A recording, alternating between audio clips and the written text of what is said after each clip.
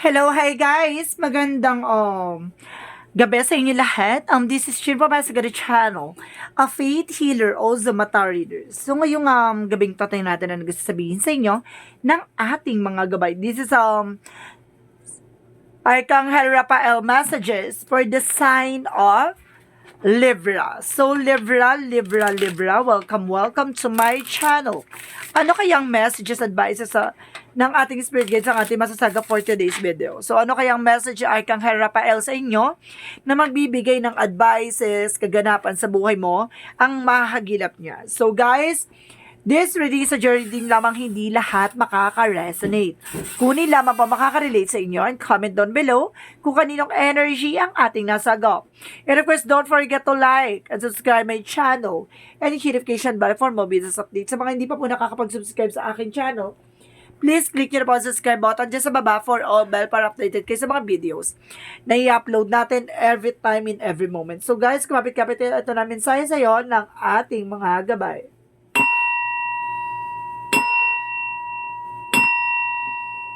Angel Spirit, give me an information. Ano kaya gusto mo sabihin sa ating mga kapatid na Libra? Okay. Nilog-log na siya. There is a caffeine-free. Oh. So, some of you baka mahilig kayo sa mga kape, no? Baka coffee lover kayo dito, tea.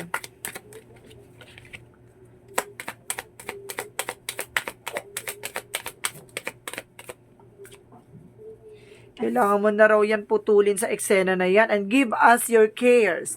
Lagi ito lumalabas. So, ibig sabihin, kailangan nyo talaga alagaan yung sarili nyo.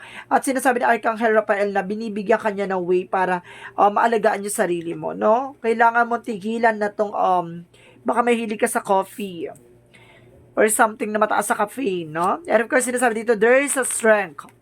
Mukhang palalakasin ka dito ng ating Arcangel Raphael, no? Stretch. So, kailangan mo ditong, baka mag-exercise, no?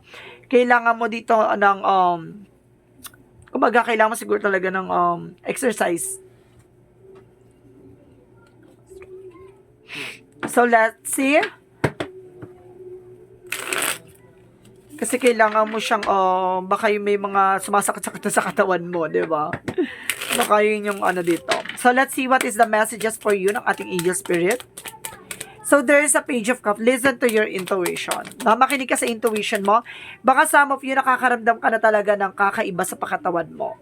So, kailangan mo, baka tumataas yung acidic mo, or may acid ka talaga. And of course, there is a four of coin na kailangan maproteksyonan yung grounds mo. And of course, your power, your finances, no?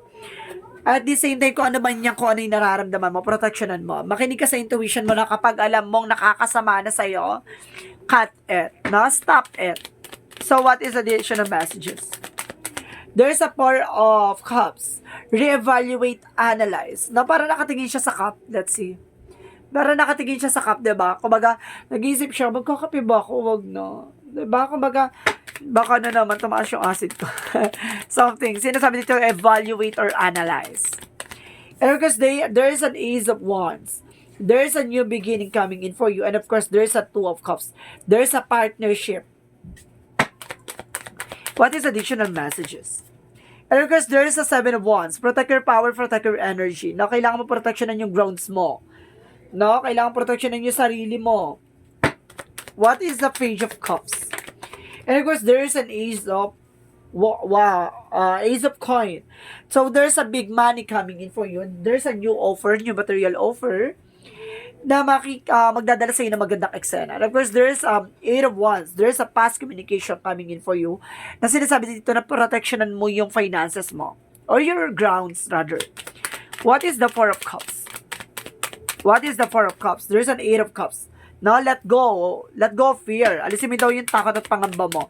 Just be analyzed and be controlled. At the same time, there's an sun card. There's a pure positive energy dito na there's a new beginning and of course, new fresh ideas coming in. So, what is the two of cups? Two of cups represent a page of coin. There is a new manifestation. May mga bagay na mamamanifest ka dito together with your loved ones, no? So, sinasabi, kaya pala there's a give as you care. So, ibig sabihin, kailangan nyo alagaan yung isa't isa ng person mo. And of course, there's a Knight of Swords. Magiging mabilis daw eksena na to. No? Basta protection naman yung sarili mo. Baka nagiging abusive ka na, kumbaga lagi mo madalas yung mga tinitake pa rin yung mga bawal, di ba? There's a the magician, there's a manifestation. In God's will, there's a willpower talaga, no? Talaga ipagkakalob sa'yo ni God na yung mga bagay, mamamanifest mo, makinig ka lang sa intuition mo. So, what is the Four of Coins? Of course, the Eight of Wands. So, there is a Five of Pentacles in reverse. So, ibig sabihin dito, recovery about sa finances. And of course, there is a Wheel of Fortune. Talagang may nakatandaan ng mangyari dito, no? Sinasabi sa'yo dito na parang sinuswerte ka, diba? Kasi parang narinig mo o nalaman mo tong information na to sa'yo. So, kailangan mo ng talikuran or iwasan, diba? Ito yung sinasabi na, kumbaga, tumiming lang na napanood mo yung video ko, na sinabi ko sa'yo na bawal na, iwasan mo na, diba? Let go. What is the Ace of Wands? And of course, the Sun card. There's a Justice card, no? There's a balance. Okay, sinasabi raw dito, guys, mag-isip-isip ka habang maaga pa, 'di ba? Para sinasabi dito, mag-isip-isip ka na maaga pa, evaluate, analyze, 'di ba? I-let go muna yung mga toxicities or that there's some abusive sa sarili mo, no? The Wheel of Fortune. Para sinasabi yung swerte na sa sayo, kumbaga maaaring sinwerte ka ngayon. So, kailangan mo nang gamutin yung sarili mo. And of course, there's a Justice card, there's a good karma and bad karma. There's a consequences, no, sa mga ginagawa natin.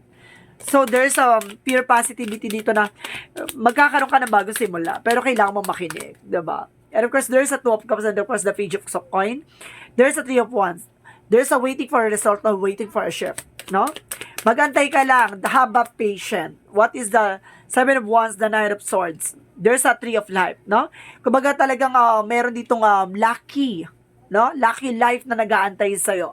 Parang dugtong-dugtong na sinasabi sa'yo dito na mukhang magiging masaya ang pamilya mo.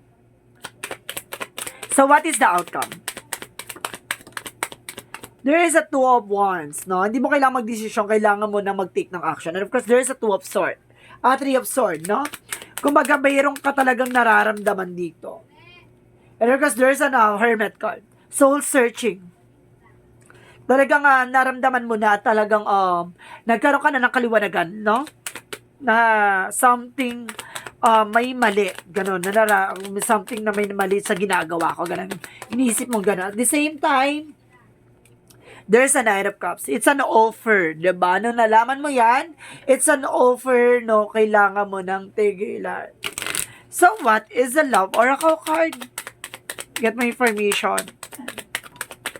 And there is a cassette, no?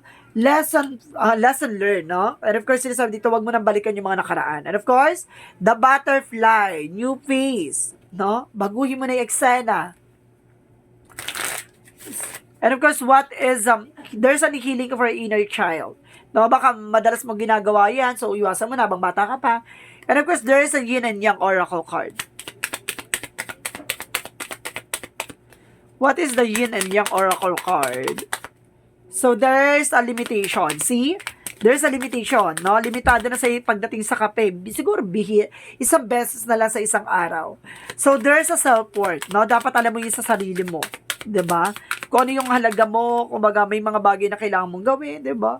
Kumbaga dahil diyan baka magkaroon ng failure, 'di ba? And of course there's a celebration.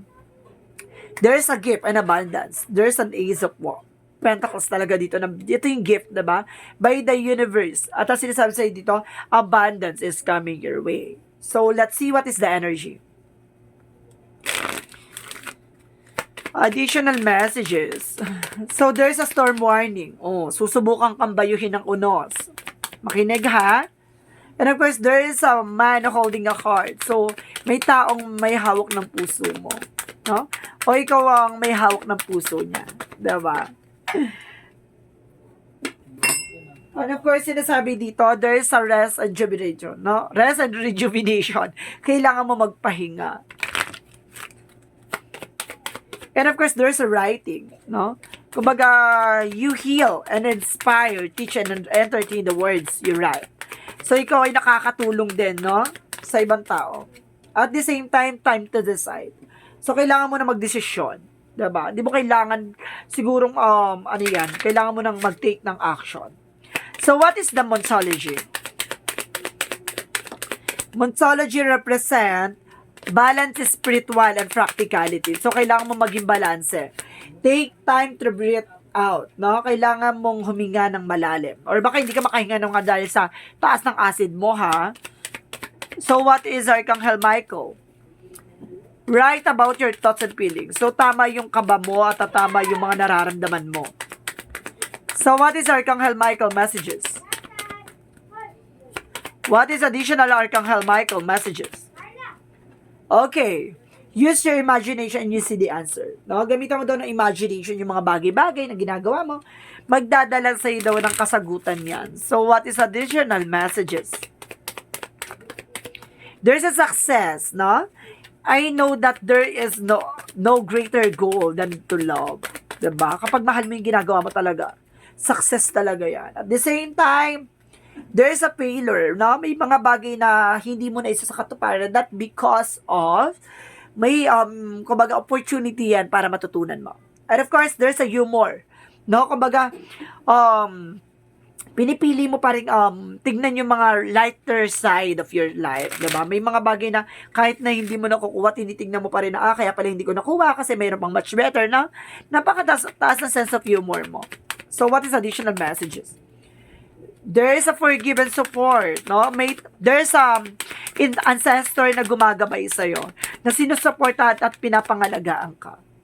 At the same time, sinasabi rin sa'yo dyan ng ating angel spirit, na there's an enlightenment, no? Magkakaroon ka ng kaliwanagan. At the same time, there's a problem solving, resolution, and of course, there's a dragonfly, transformation and magic, no? Magic bloom.